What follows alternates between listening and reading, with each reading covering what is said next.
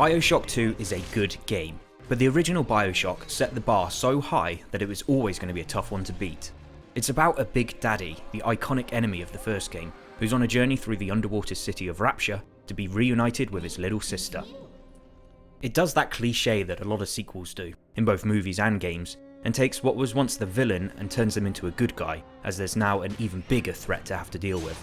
As you make your way from station to station, you come across many roadblocks, many new foes with their own crazy ideas of a perfect civilization, and of course, plenty of drug addict splicers that need to be killed. The biggest change here is that it feels more like an action game. Everything has been done to make it feel faster. Throw objects at foes.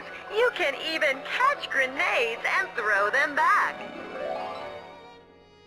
You now have your plasmids, which are your genetic superpowers, and your gun both out at once, so there's no need to waste time switching between which one you want to have equipped. It lets you use the two simultaneously, creating this nice flow and rhythm to a fight.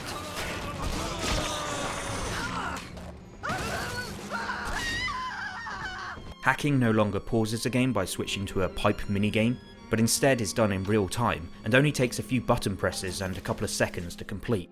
But the fact that it doesn't pause a game adds in some pressure, as you have to also keep an eye out for what's going on around you, making it easy to panic and make a mistake. Research has also changed from a normal camera, which again paused the game as the film developed, to a video camera, which you use by clicking on an enemy to start recording, and then you get research points by killing them in a variety of different ways, which again earns you new perks and abilities without slowing down the action. I find the guns feel better to use this time around and pack more of a punch, in particular the rivet gun, which feels extra satisfying when it pops a splicer's head apart. There's also more opportunity for big fights. Again, you need the little sisters to earn the Adam that's used to level up and learn new moves. But this time around, if you want, you can adopt them for a brief period of time and join them in grabbing some extra Adam from corpses. But while they're doing this, a small horde of enemy are going to try and stop you, so you have to play defensive. It's best to set up some defences and fortify the area and set up some traps before you begin, and then sit back and watch as your hacked machines and mini turrets do most of the work for you.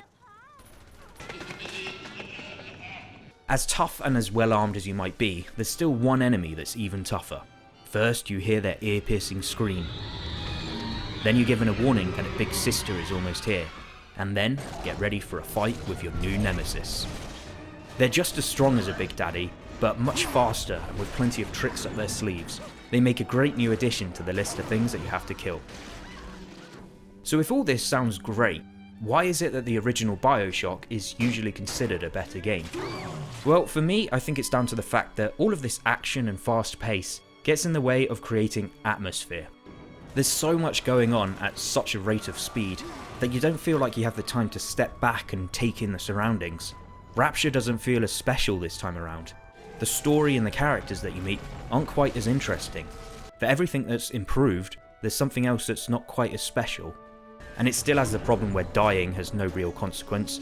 Here, for example, I die in the fight and then respawn right back into the same fight and carry on where I left off. And I can keep on doing this, chipping away at their health until I eventually win. I love Bioshock 2. I love its gameplay, it brings in some new mechanics, and it is another chance to explore the city of Rapture. But with that said, it still doesn't quite capture the magic of the original. Thanks for watching.